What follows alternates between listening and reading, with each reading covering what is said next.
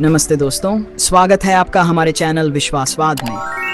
आशा करते हैं कि आप सभी अच्छे होंगे। आज हम एक महत्वपूर्ण विषय पर चर्चा करेंगे, ईश्वर का आविष्कार क्यों। बहुत से लोग ये मानते हैं कि ईश्वर हमेशा से अस्तित्व में रहे हैं, जबकि कुछ का मानना है कि ईश्वर का विचार मानव मस्तिष्क की उपज है। आखिर ईश्वर की अवधारणा क्यों बनी? क्या ये केवल डर, आशा और समाज को नियंत्रित करने का एक साधन था? प्राचीन काल में जब मानव सभ्यता ने अपने पोषण से उठकर सोचना प्रारंभ किया, तो उसने अपनी जीवन शैली को बेहतर बनाने पर कार्य करना शुरू किया। इसके साथ ही मानव ने अपने जन्म, प्राण और मृत्यु के बारे में विचार करना प्रारंभ किया तथा वैज्ञानिक विचारधारा ने जन्म लिया। मानव ने आंतरिक और बाहरी जगत में कई खोजें कर ली थीं। उसने अंतरिक्ष में भी अपनी आंखें लगा दी थीं और इस ब्रह्मांड की विशालता का ज्ञान प्राप्त कर लिया था। लेकिन इस गूढ़ और विशाल ब्रह्मांड के बारे में संपूर्ण मानव सभ्यता को ज्ञान नहीं था। केवल कुछ ही लोगों के समूह ने इस रहस्य को समझा था और यह आम जनता की समझ से परे था। परंतु इसी ज्ञान के साथ एक द्विधा ने जन्म ले लिया। इस विशाल ब्रह्मांड की व्यापकता को देखकर प्राचीन विद्वानों के मन में भय बैठ गया। उन्होंने अपनी सूक्ष्म खोजों के माध्यम से जितना अधिक जानने का प्रयास किया, उतना ही अधिक रहस्य सामने आता गया और उनका डर बढ़ता गया। ये सभी विद्वान और वैज्ञानिक विचारधारा के लोग थे जिन्हें आज ऋषि मुनि कहा जाता है। वे जितनी अधिक आंतरिक और बाह्य खोजें कर रहे थे, उतना ही अधिक रहस्यों से उनका सामना हो रहा था और उनका भय बढ़ता जा रहा था। अब उन्हें यह भी डर लगने लगा कि यदि यह ब्रह्मांडीय और आंतरिक ज्ञान आम जनता तक पहुंच गया, तो उनके मन में जो भय का वातावरण बनेगा, वह उन्हें समाप्त कर देगा। उस समय आम लोग केवल अपने हाथ पैर और समय पर विश्वास रखते थे। उन्हें लगता था कि कोई भी विपत्ति आएगी तो सभी लोग मिलकर उसका सामना कर लेंगे। उनके लिए केवल पेड़ पौधे, पर्वत और नदियां ही विशाल थे। इससे अधिक विशालता की आम जनसमूह ने कभी कल्पना भी नहीं की थी। परंतु जो खोज मुनि ऋषियों ने कर ली थी, वह इन सभी चीजों से बहुत बड़ी और अत्यधिक विनाशकारी थी। अतः मुनि ऋषियों ने निर्णय लिया कि इस ज्ञान को गुप्त ही रखा जाएगा और इसे आम जनसमूह तक नहीं जाने दिया जाएगा।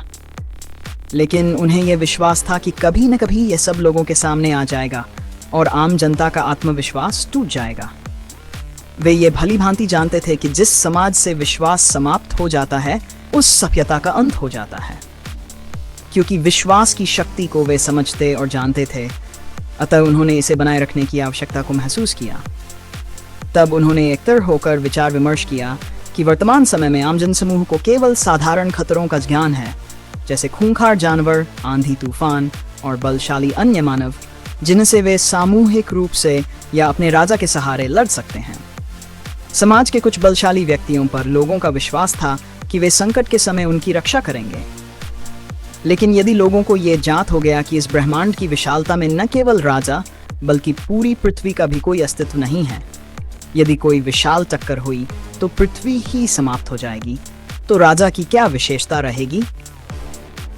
राजा तो अस्तित्वहीन हो जाएगा।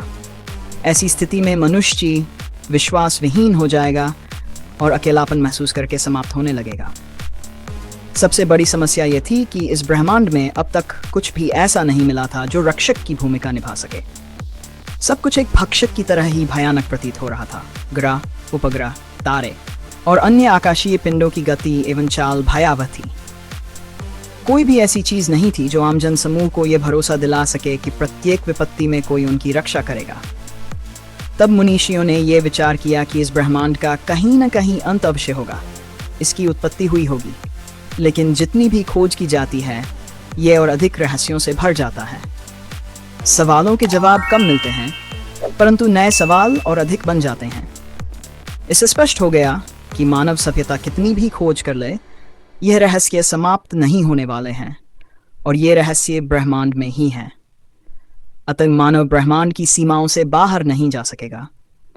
इसलिए उन्होंने निष्कर्ष निकाला कि यदि उन्हें कोई ऐसी शक्ति मिल जाए जो ब्रह्मांड को नियंत्रित करती हो और उनकी रक्षक भी हो, तो ही मानव सभ्यता में विश्वास बना रहेगा और पृथ्वी पर मानव अस्तित्व भी कायम रहेगा। और उन्हीं मुनि ऋषियों को यह भान हो गया कि कुछ तो ऐसा अवश्य है जो इस ब्रह्मांड को संचालित और नियंत्रित करता है। परंतु यह क्या है? यह स्वयं मुनि ऋषियों को भी ज्ञात नहीं था।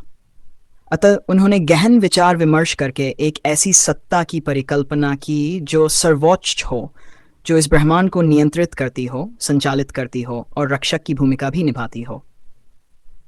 उन्होंने इस सत्ता को एक अदृश्य, सर्वशक्तिमान, सर्वजन और अनादि अनंत अस्तित्व के रूप में कल्पना की, जो हर जगह है, सब कुछ जानती है